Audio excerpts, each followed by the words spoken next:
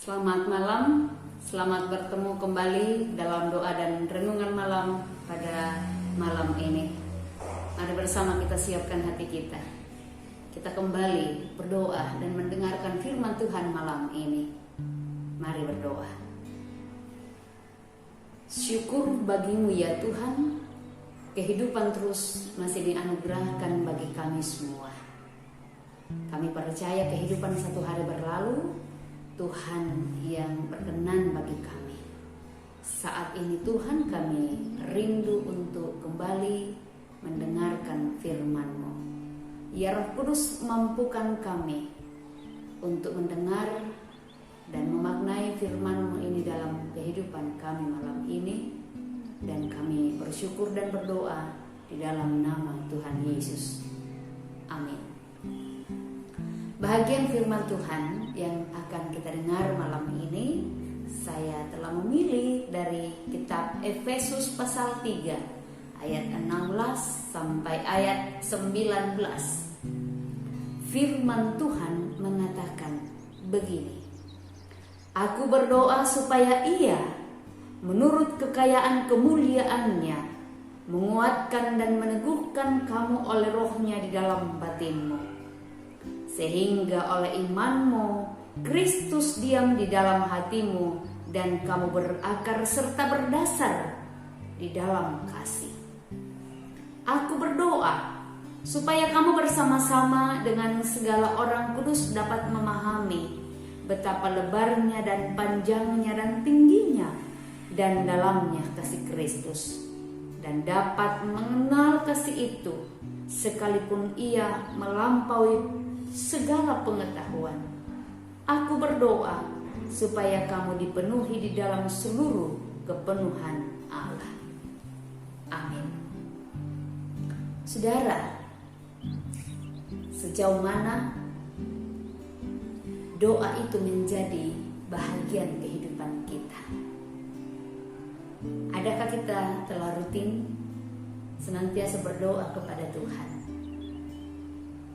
Adakah kita rutin senantiasa merenungkan firman Tuhan dalam kehidupan kita? Saudara, doa itu merupakan kunci hidup iman dari sebuah spiritualitas seseorang. Doa bukan sekadar ritual, tetapi juga sebuah relasi yang tidak terlepaskan dari iman. Nah, saudara, kalau di zaman yang sibuk sekarang ini, banyak istilah, entah zaman milenial, zaman corona, seakan-akan doa itu banyak dinilai orang sebagai sesuatu yang tidak lagi menjadi sesuatu yang prioritas. Sesuatu yang dianggap oleh banyak orang itu tidak terlalu penting. Namun di tengah kesibukan, rupanya bagi Paulus beda. Justru di tengah kesibukannya, Paulus senantiasa berdoa. Saudara, Paulus berdoa karena ia percaya sepenuhnya kepada kuasa Allah dan menghargai kepercayaan Injil yang sangat bernilai itu. Nah, karena itu dalam doanya dalam Efesus 3 ayat 16 sampai 19 yang kita baca dalam doa Paulus, di situ Paulus memohon supaya Allah senantiasa memelihara setiap warga jemaat Efesus dalam segala pergumulan mereka.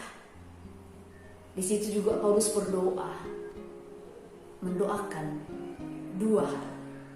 Yang pertama, bahwa Paulus berdoa supaya jemaat dikuatkan dan diteguhkan imannya. Mengapa? Agar jemaat hidup, agar dalam kehidupan jemaat ini, supaya hidup mereka ini semakin berakar di dalam kasih Kristus. Nah, tanpa dikuatkan Allah dan berakar dalam Kristus, sebenarnya iman seseorang itu akan runtuh. Itu yang Paulus doakan, supaya jemaat dikuatkan oleh Allah dan tetap berakar dalam Kristus. Hal yang kedua yang Paulus doakan adalah supaya jemaat mengerti rencana keselamatan yang telah dirancangkan oleh Allah. Meskipun rancangan keselamatan itu sangat lebar, sangat panjang, sangat tinggi, sangat dalam, yang melampaui pengetahuan manusia. Namun dalam doanya, Paulus rindu supaya jemaat takjub akan semua pengenalan akan kasih Allah itu. Sehingga hidup mereka, hidup jemaat semakin indah dan diperkenankan Allah kepada kepenuhan Allah. Sehingga kepenuhan Allah boleh memenuhi mereka dengan pengenalan yang benar. Dan akhirnya Paulus sebagaimana biasa berdoa, Paulus menaikkan doa supaya terjadi kemuliaan bagi Allah. Karena itu Paulus ini adalah seorang rasul yang sangat memahami bahwa hidup orang Kristen adalah hidup yang penuh doa, hidup yang penuh dengan pujian kepada Allah. Ia percaya bahwa Allah yang melanjutkan karyanya lebih dari yang dapat ia pikirkan. Sehingga doa bagi Paulus itu merupakan sebuah kekuatan umat percaya yang menyatukan. Karena itu dalam doa Paulus meyakini, dan kita pun mesti meyakini bahwa ada kuasa yang besar. Karena itu dalam keyakinan itu Paulus berdoa karena ia tahu bahwa ada kuasa yang besar. Bahwa banyak kebutuhan akan doa dan terlalu banyak hal yang didoakan dalam kehidupan kita. Sehingga kita tidak dapat berkata bahwa kita bingung apa yang saya mau doakan. Terkadang dalam kehidupan kita banyak orang mengatakan, apa yang saya mau doakan? Saya bingung apa yang saya mau doakan. Kalau disuruh berdoa, kamu saja. Saya bingung apa yang saya mau doakan. Saudara, kita berdoa untuk banyak hal. Kita berdoa untuk gereja yang kesulitan dalam berbagai hal. Kita juga dapat berdoa untuk negara dan bangsa kita, agar pekerjaan Tuhan dan misi dalam pelayanan kita itu terjadi sebuah pertumbuhan gereja yang dapat diperkenankan bagi Tuhan. Kita berdoa untuk kehidupan keluarga kita berdoa untuk pekerjaan kita berdoa untuk corona yang terus melanda kehidupan kita sampai saat ini. Sehingga dalam doa-doa kita itu yang kita doakan dengan penuh kesungguhan dan keyakinan kepada Tuhan, yakinlah bahwa doa yang benar besar kuasanya. Karena itu doa yang benar itu, doa yang tulus itu senantiasa diperkenankan oleh Tuhan. Senantiasa berdoa dalam hidupmu, itulah yang terutama dan yang senantiasa diinginkan Tuhan dalam kehidupan kita. Amin. Mari bersama kita berdoa. Bapa di sorga, kembali kami bersyukur kepadamu pada malam ini. Engkau kembali mengajarkan kami untuk senantiasa menjalani kehidupan kami ini dengan penuh doa. Biarlah kehidupan kami ini Tuhan, kami senantiasa jalani, bahwa hidup ini mesti kami jalani dalam penuh doa kepadamu. Ajarlah kepada kami untuk senantiasa mendekatkan diri pada Tuhan melalui doa-doa yang senantiasa kami naikkan kepadamu. Bapa di sorga, kami percaya lewat firman-Mu bahwa ketika kami berdoa dalam penuh keyakinan, Engkau akan senantiasa menjawab setiap doa yang kami naikkan kepadamu. Karena itu Tuhan, kami berdoa untuk seluruh jemaat-Mu yang ada di jemaat Dadi. Kami doakan jemaat-Mu yang saat ini dalam berbagai-bagai pergumulan. Kami doakan jemaat-Mu yang saat ini sedang bergumul karena sakit. Kami doakan orang tua kami, Bapak Thomas Buntulobo yang saat ini dirawat di Rumah Sakit Kristalina. Juga anak kekasih kami Christine Espadang yang dirawat di rumah sakit, Bapak Markus, Batil Murid dan saudara kekasih Seth Randi Batil Murid.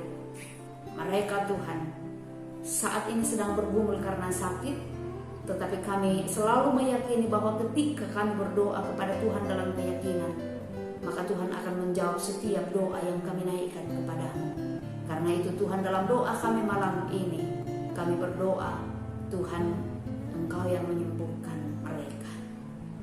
Bapa di sorga, kami pun berdoa Tuhan, mendoakan jemaat-Mu yang saat ini bergumul oleh karena terdampak dari pandemi COVID-19. Kami yakin dan percaya Tuhan, Engkau tidak membiarkan setiap jemaat-Mu menjalani kehidupan dalam pergumulan yang berat karena pandemi COVID-19. Tetapi kami percaya Tuhan, Engkau yang senantiasa menjadi penolong, penopang, pelindung bagi mereka yang bekerja di rumah sakit. Kuatkan mereka Tuhan, yakinkan mereka bahwa pelayanan yang mereka lakukan di rumah sakit adalah pelayanan yang melayani Tuhan. Dan karena keyakinan itu, mereka semangat untuk melayani sesama demi kemuliaan Tuhan. Kami berdoa untuk semua anak-anak kami di jemaat Dadi yang masih dalam pertumbuhan, yang sudah sekolah, yang kuliah, dan yang sudah bekerja. Kami percaya Tuhan, Engkau memberkati seluruh anak-anak kami yang ada di jemaat Dadi. Tetap kuatkan pertumbuhan iman mereka sehingga mereka tumbuh menjadi anak-anak Tuhan. Kami berdoa untuk orang tua kami yang sudah lansia. Tuhan, tetap kuatkan iman mereka dalam masa-masa tua yang mereka alami. Bapa di sorga, berkati kami dalam istirahat kami malam ini Tuhan.